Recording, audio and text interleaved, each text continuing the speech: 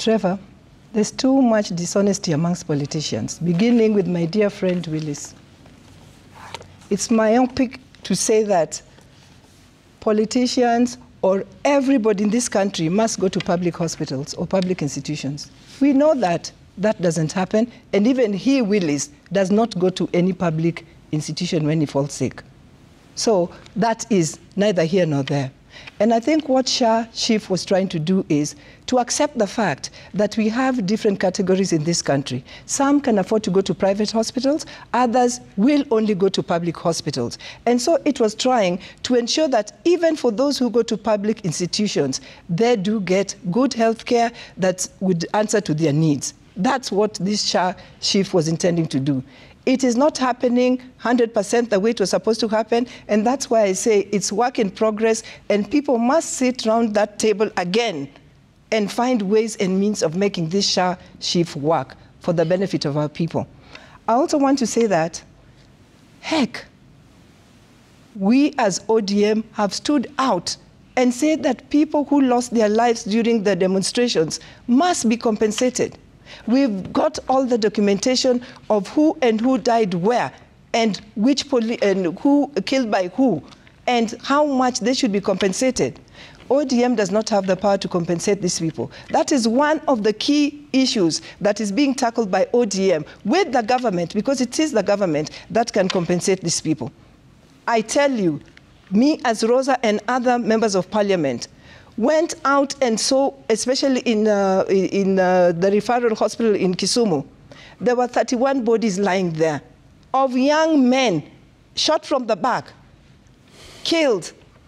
And we insist that anybody who died during those demonstrations must be compensated. Obviously, Willis is talking from the outside, so he can say anything that he wants. But I know that there are talks about compensation, and one of the things that ODM is sticking to is there must be compensation.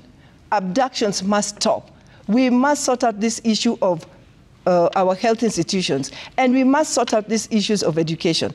When you say we've just joined government to look for positions, which positions? Which positions are those? When you come to Rigathi, I get a bit upset when I listen to Rigathi.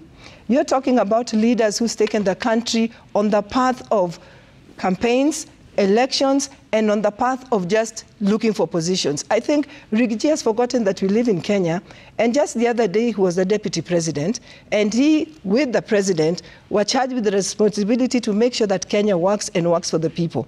But now he's forgotten all those things, and all he's focusing on is how he can be president, or how he can make sure that President Ruto does not do his second term. When you listen to what he's saying, surely, it's like all Luos only have one mind. All Kalenjins have one mind. The Kambas only have one mind. The Mrima people only have one mind. And you just have to turn the tap, and they will all think in a certain direction. That is not true. If that was true, you'd not have had 1 million people from Mrima voting for Mheshimiwa Raila in the last general election. People have the ability to think.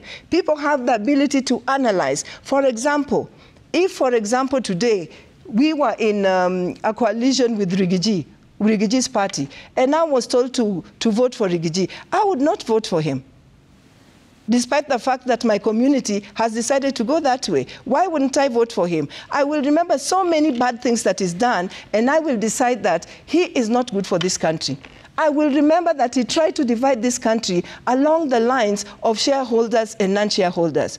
I will remember what he said about Mheshimiwa Raila when Raila was on the ballot to become the president of this country. And in fact, they chose the path of abusing and insulting the former president, who was one of their sons, just because he'd chosen the path of supporting Raila Amolo Odinga. What has changed about this Raila? I'm sorry that I'm going to use this language on this set. We were told that Raila was not circumcised, and therefore he was a child and could not be given the authority to run this country. I want to ask Rigathi, what has changed? Why are they seeking Raila now? I think the situation is still the same. Okay. Has he now suddenly become a man who can rule this country? So let us deal with issues that are affecting this country, and let us sort those issues, because people need help. in so many segments. But should Raila Odinga or ODM work with President William Ruto? I think President William Ruto is the president of this country and the head of the government right now. And if you want to sort out issues, you must speak to that government. And like I said before, we've tried so many parts. We've gone on the streets with placards. We've gone on the streets with sufurias. We've gone on this and ended up just dying and burying many of our children. So we as ODM are going to try this other path and see if it will work better than us being out on the streets. And that is what we are doing now. Okay. Not looking for those positions, but taking a different path in trying to sort out solutions of this country. Okay. Ruku?